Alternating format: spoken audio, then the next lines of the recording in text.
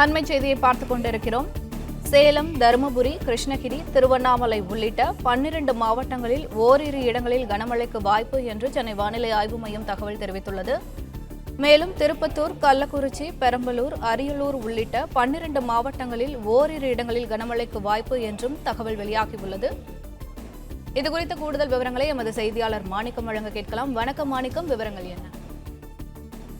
தமிழக பகுதிகளில் உள்பகுதியின் மேல் ஒரு வளிமண்டல சுழற்சி நிலவுவதன் காரணமாக தமிழ்நாட்டில் வரக்கூடிய 8ஆம் தேதி வரையிலும் கனமழை நீடிப்பதற்கான வாய்ப்பு இருப்பதாக வானிலை ஆய்வு தெரிவித்திருக்கக்கூடிய சூழல்ல இன்றைய தினம், அதாவது கடந்த 24 மணி நேரத்தில் அதிகபட்சமாக சிவகங்கை மாவட்டம் திருபுவனம் பகுதியில் 12 சென்டிமீட்டர் அளவுல மேகமழை பதிவாகி இருக்கிறது. அதே போன்று தஞ்சாவூர் மாவட்டத்துடைய கீழ் அணைக்கட்டு பகுதியிலும், அரியலூர் மாவட்டம் ஜெயங்கொண்டம் பகுதியிலும் 8 சென்டிமீட்டர் அளவுல கனமழை பதிவாகி இருக்கிறது. திருவண்ணாமலை, திருவள்ளூர் உள்ளிட்ட இடங்கள் மாவட்டங்களிலும் கனமழை பதிவு ஏற்பட்டிருக்கக்கூடிய சூழல்ல பல்வேறு இடங்களில் மழைப்பொழிவுக்கான பதிவுகள் ஏற்பட்டிருப்பதாக வானிலை ஆய்வு தெரிவிச்சிருக்காங்க.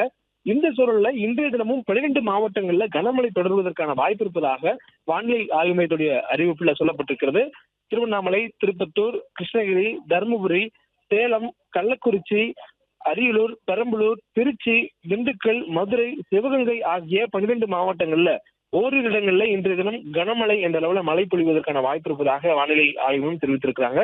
மேலும் நாளைய தினம் நவம்பர் 7ஆம் தேதி தேனி, திண்டுக்கல், மதுரை, சிவகங்கை, விருதுநகர், ராமநாதபுரம் ஆகிய மாவட்டங்கள்ல ஓரிரு இடங்கள்ல கனமழை என்ற அளவுல மழை பொழிவதற்கான வாய்ப்பு இருப்பதாக சொல்லப்பட்டிருக்கிறது. நாளை மறுநாள் 8ஆம் தேதி தென்காசி, தூத்துக்குடி, திருநெல்வேலி, கன்னியாகுமரி ஆகிய 4 மாவட்டங்கள்ல ஓரிரு இடங்கள்ல கனமழை என்ற அளவுல மழை தொடர்வதற்கான வாய்ப்பு இருப்பதாகவும் வானிலை ஆய்வு தெரிவித்திருக்கிறாங்க.